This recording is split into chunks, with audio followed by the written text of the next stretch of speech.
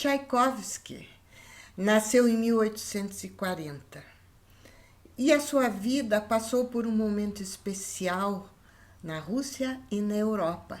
E ele pôde aproveitar e vivenciar tudo isso. Em 1842, portanto, 2 anos depois do seu nascimento, foram fundadas as orquestras filarmônicas de Viena e de Nova York, existentes até os dias de hoje.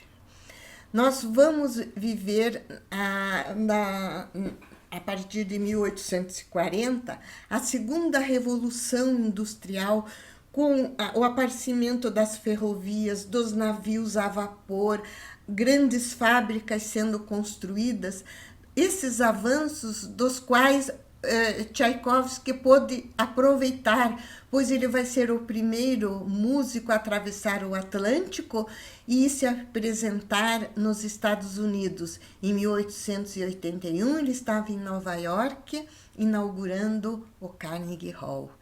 Então foi um momento do mundo especial e ele, com seu carisma e sua inteligência, pôde aproveitar de tudo isso. Nós vamos agora assistir uma obra de Tchaikovsky que eu quero até reforçar na aula de hoje para vocês, o perfil revolucionário, de vanguarda e inovador de Tchaikovsky e na sua produção artística. Não à toa, ele é considerado um dos maiores compositores românticos da história da música e o maior de todos os russos. Tudo isso tem um motivo. Tchaikovsky foi um homem religioso. Aliás, a religião ortodoxa russa foi muito presente na evolução do povo russo e nas artes também.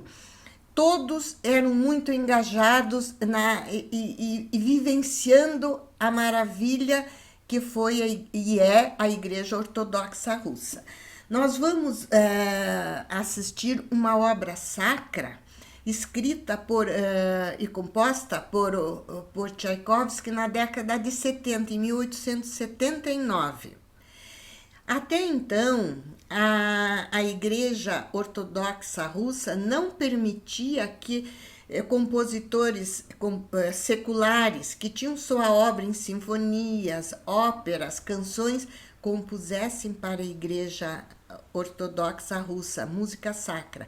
Havia a escola de música sacra e os compositores próprios, com a aprovação dos patriarcas, para o repertório de música sacra ortodoxa russa, muito voltada ao canto a capela, muito voltada aos sons graves dos grandes cantores masculinos. E a sonoridade grave como uma preferência, uma característica da música sacra ortodoxa russa. Tchaikovsky vai ser o primeiro a ter permissão, porque ele teve que pedir, para compor uma música sacra em cima de um texto litúrgico da Igreja Ortodoxa Russa. Foi um texto, o nome da obra que nós vamos assistir é Cântico dos Querubins. É a 6ª parte de uma obra de 15 partes da liturgia de São Crisóstomo. São João Crisóstomo foi da Igreja Bizantina do século V. Ele que criou o texto que nós vamos ouvir e cantado na língua russa.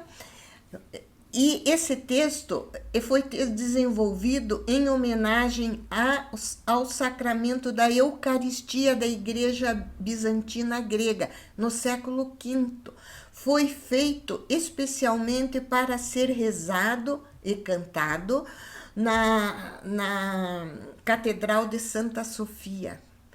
Nós vamos ver, séculos depois, Tchaikovsky, numa igreja de Kiev, num culto, ouvir essa oração: ficou maravilhado. Ele gostava muito de frequentar os cultos, ele se sentia numa atmosfera poética quando ele estava dentro de um templo.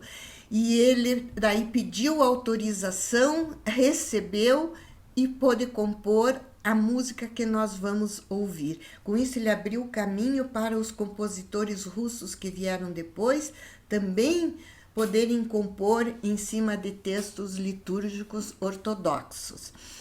E aqui vem uma inovação. Ele vai privilegiar os sons agudos, porque os sons agudos vão trazer magnificência, esplendor, que é o que ele queria sobre esse momento eucarístico, para ele de grande importância no ritual ortodoxo.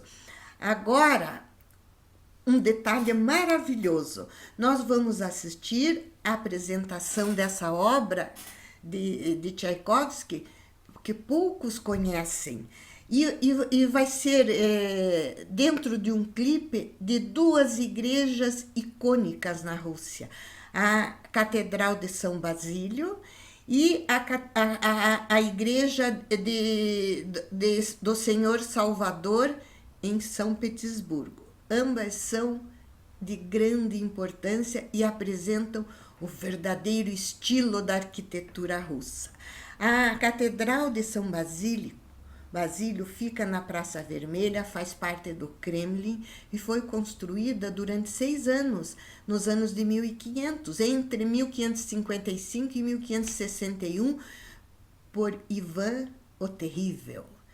E elas sempre foram construídas, essas catedrais imponentes, sempre para celebrar vitórias militares, conquistas do exército russo.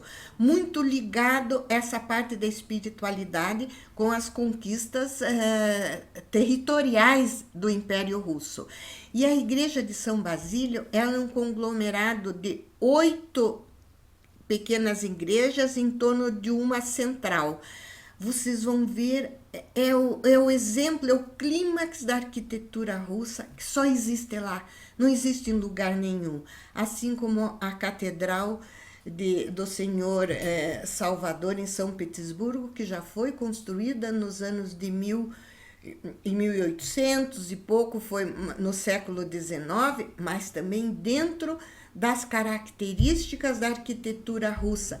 Então, é uma profusão de imagens, vamos nos deliciar visualmente, auditivamente também, como se a gente estivesse no céu, ouvindo essa música celestial de Tchaikovsky.